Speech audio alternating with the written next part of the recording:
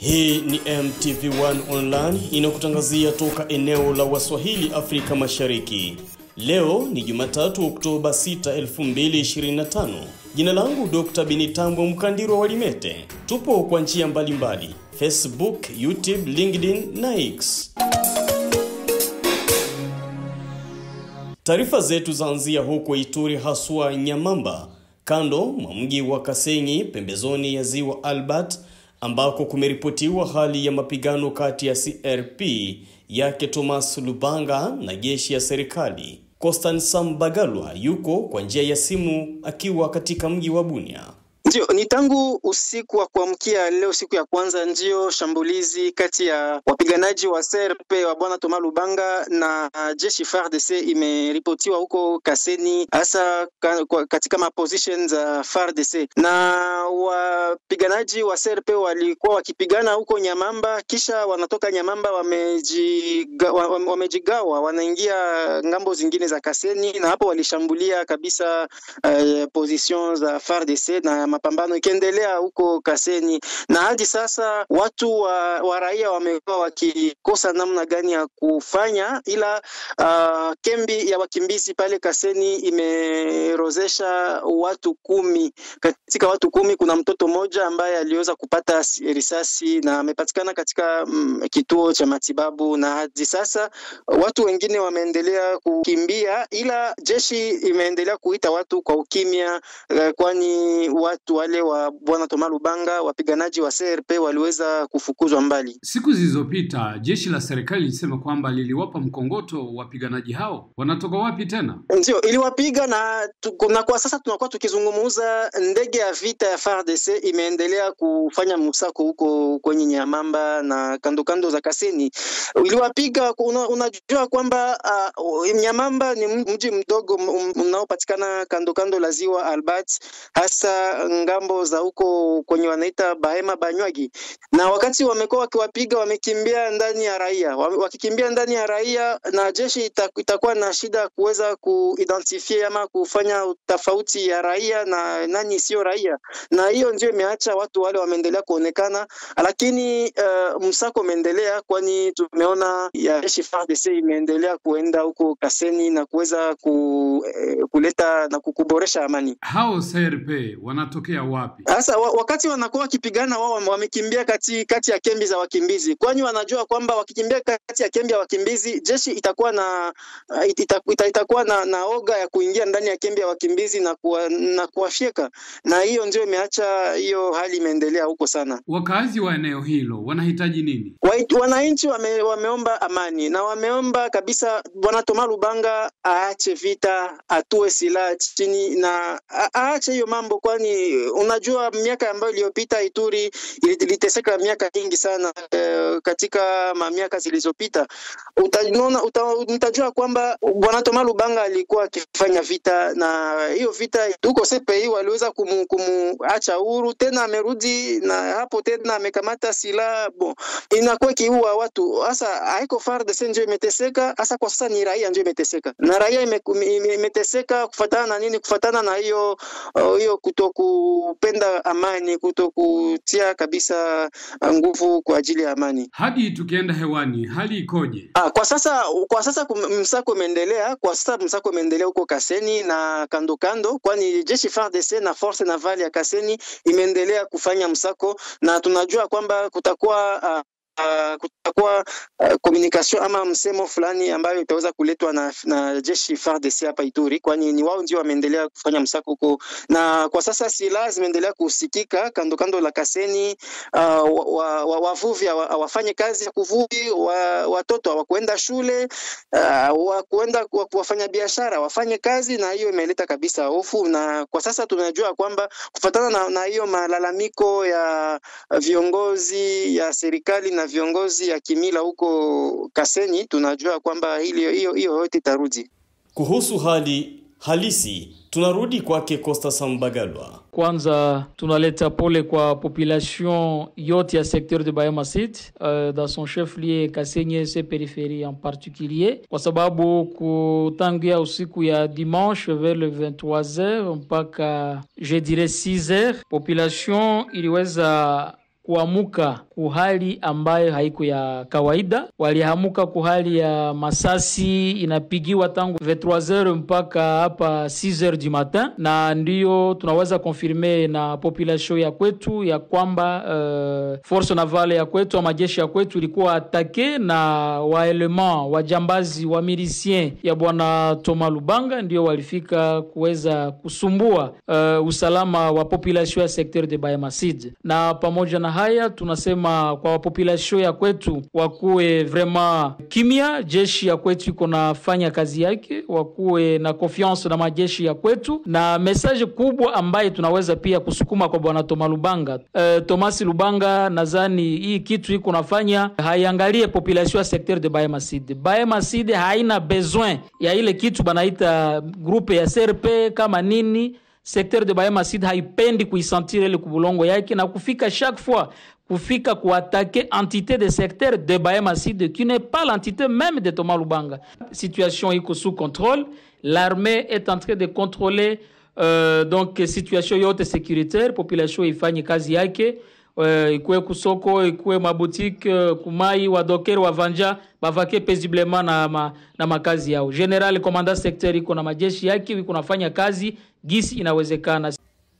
Tukiondoka Ituri, tunarudi hadi Kivu Kaskazini ambako wanafunzi wa shule kutoka Mangurujipa waomba serikali kuweka nguvu katika swala ya usalama, haswa kutokomeza ADF wilayani Lubero na Beni ambako watu waendelea kushuhudia ukosefu wa usalama. Abel Tsongo na taarifa zaidi kutoka Butembo. Wanafunzi wa university kutoka Mangurujipa waishio katika mji wa Butembo wahuzunishwa na hali mbaya ya ukosefu wa usalama unaoripotiwa eneo lao wilayani Lubero. Baadhi yao wametembelea katika mji wa Mangurujipa na kutembelea eneo walizikwa watu zaidi ya 60 waliouawa na watu wanaozaniwa kuwa ADF siku zilizopita, na wengine kutekwa, wengi wao wakiwa wakulima. Alberiki Karafuli ni mmoja wao. Tumekuja kupanda maua kwenye makaburi ya mama zetu, dada zetu, kaka zetu waliochinjwa bila hatia yoyote na hawa waadui. Ujumbe ni kwamba wale wanaoongoza maeneo ni kwamba waangalie namna gani ya kufanya ili amani iweze kurejeshwa haraka iwezekanavyo huku kwetu Mangurujipa, kwa sababu leo hii hata masomo tumeshindwa kusoma huko. Mkuu wa sekta ya Bapere Makere Sivi Kunulwa akiomba serikali kuweka nguvu katika jeshi la taifa kuwalinda usalama wa wananchi. Tunafurahi walikuja na mawazo fulani, waliandika kikaratasi, tumeipokea, tumeweza kudiskite point par point kusudi wapate realite ya hali yenye iko huku, na waza wamerudi, wamekuwa na sura sasa ya kweli. Tuungane, umoja ndio italeta nguvu ya kupiganisha na kurudisha usalama. Kuhusiana na mauaji ya Beni na Lubero, tumezungumza naye mbunge Nendu Kennedy kutoka Lubero. Jamil Muku anashutumiwa kuwa kiongozi mkuu wa wahuni wa ADF Nalu ambao wanaendesha vitendo vya kikatili na mauaji ya halaiki ndani ya Jamhuri ya Kidemokrasia ya Kongo. Matakwa ya wakongomani wote ni kutaka Mukulu afikishwe mbele ya vyumba vya sheria ya Jamhuri ya Kidemokrasia ya Kongo ili dunia nzima ijue kwa nini hawa wahuni wanatoka katika nchi yao ya Uganda kuendesha mauaji ya kinyama ndani ya nchi jirani, kabla ya wahanga wote waweze kuomba na kurudishwa katika haki. Lakini unadhani kwamba kufikishwa mahakamani kwake inaweza kuleta suluhisho kuhusu mauaji ya Beni na Lubero na hata sehemu moja ya Ituri? Italeta suluhisho kwa mauaji ambayo inafanyika ndani ya Jamhuri ya Kidemokrasia ya Kongo, sababu tutajua kwa nini wanakuja kuua watu ndani ya Jamhuri ya Kidemokrasia ya Kongo. Sababu ikijulikana itakuwa mojawapo wa suluhisho. Lakini mheshimiwa, mauaji haya ukiangalia yalikuwa zamani na leo yanakita mizizi. Wanakata vichwa vya watu, wanapasua tumbo za watu, na hata wanasema wao wanataka waweke dini ya Kiislamu. Sasa nadhani yeye ndiye suluhisho. Usalama wa watu ndani ya Jamhuri ya Kidemokrasia ya Kongo kuhusu swala ya ADF inaonyesha kweli uzembe wa serikali ya Kongo, na pia ukosefu wa utashi kwa nchi ya Uganda, kwa kuweza kuendesha mauaji ya halaiki ndani ya Jamhuri ya Kidemokrasia ya Kongo. kukomesha mauaji, ikisukuma hawa wahuni mbali na mipaka yake. Ndiyo maana tunaomba operesheni hizo ziweze kuchunguzwa na zikiwemo wanamemba wa shirika la raia. Lakini unasema Uganda, je, Uganda ndio itakuja kulinda usalama wa Kongo, ama nyinyi wabunge ndio mmeshindwa kusukuma serikali ya Kongo kulinda usalama wa taifa? Kwa sababu Uganda na nchi nyingine wao wanafukuza adui kwenye mpaka wao. Na kwa nini Kongo sasa imeshindwa kuwakamata? Ndiyo maana tunasema hiyo operesheni inabidi ziweze kuchunguzwa, zikuwe evaluate, wanamemba wa shirika la raia na wale wa acteur politiki wote waweze kukutana pamoja, wajue kwa nini hizo operesheni hazilete suluhisho. Sababu government ndio ilileta hawa Waganda waje wakafuatilia nani ADF, lakini tangu operesheni zilipoanzishwa watu wanaendelea kuuawa. Ndio maana watu wakikaa wataweza kuzungumzia kuhusu suluhisho ya kudumu. Mashambulizi ya ADF imepelekea watu wengi kuhama makazi yao na kuwa wakimbizi wa ndani, na wengine wakipoteza ndugu, jamaa na marafiki kutokana na mauaji hayo inayofanyika katika uangalizi wa MONUSCO na serikali ya Kongo Kinshasa. Mimi ni Abel Tsongo, MTV kutoka jijini Butembo. Kuhusiana na swala hilo, tumezungumza naye Iber Masomeko, mchambuzi wa masuala ya migogoro kanda ya maziwa makuu. Ninawaza kwamba Jamil Mukulu alikuwa mkubwa wa hiyo kundi au waasi wa ADF NALU, na hiyo kundi yake ilifanya mauaji kwenye nchi ya Kongo na kwenye nchi ya Uganda pia. Hata Kongo na Uganda inapaswa leta kwenye mahakama na hukumu kwa hiyo vitu vyenye alifanya. Lakini shida ilikuwa hapo wakati walimkamata, na wazi ilikuwa nchini Tanzania kama sikidanganye. Kama Tanzania ilimkamata hapo, Kongo na Uganda walisema walienda ambie Tanzania iwapatie ule. Lakini diplomasia ya Uganda ilikuwa yulu sana, na Tanzania ikimpatia Uganda pale ya kumpatia Kongo. Hata hivyo Uganda itamjudge na itakuwa fundisho kwa hao watu wote wenye wanaendelea kuua watu. Ingekuwa muhimu akuje kukua judge Kongo, lakini haitawezekana kwa sasa, kwa sababu wakati hiyo Tanzania ilimkamata ilimpatia njoo Uganda, kwa haikumpatia Kongo. Ni kusema kwamba atakuwa hukumiwa huko Uganda, na kusema akuje Kongo haitakuwa rahisi. Nadhani pengine akihukumiwa, hii inaweza punguza ukali wa ADF kuua watu. Naam, unajua kama hiyo ADF iko terrorist movement, na ni kusema kwamba hiyo terrorist movement wanakuwa wakikuwa na ideology yao ya kusema kuua watu. Ndio wakisema wanamhukumu, hiyo itakuwa inapana sura ya justice kwa hao watu wenye wamekuwa wameuawa. Hizo majamii zote zimepoteza watu wao, itakuwa kama vile justice. Lakini kusema hiyo mauaji iishe, inataka kufanya ni kusema Uganda na Kongo wanakuwa wakifanya cooperation ya kusema kupiga hao wa terrorist kwa hiyo mapori yote na kuwapiga kwenye vita. Yani hiyo hukumu huko Uganda ama Kongo haitaacha mauaji na punguka. Itaacha mauaji naisha ni kufanya military operations kwa Kongo na Uganda, kusema wamalize hiyo grupu ya ADF. Serikali na AFC M23 inatarajiwa wiki hii mjini Doha kuendelea na mazungumzo, haswa kujadili swala la usitishwaji wa mapigano kwa pande zote. Haya yanajiri wakati pande zote kila mmoja atangaza kujihami iwapo atashambuliwa na M23, ikiwa wanajeshi wake wamemaliza mafunzo na wengine wakiendelea bado na mafunzo.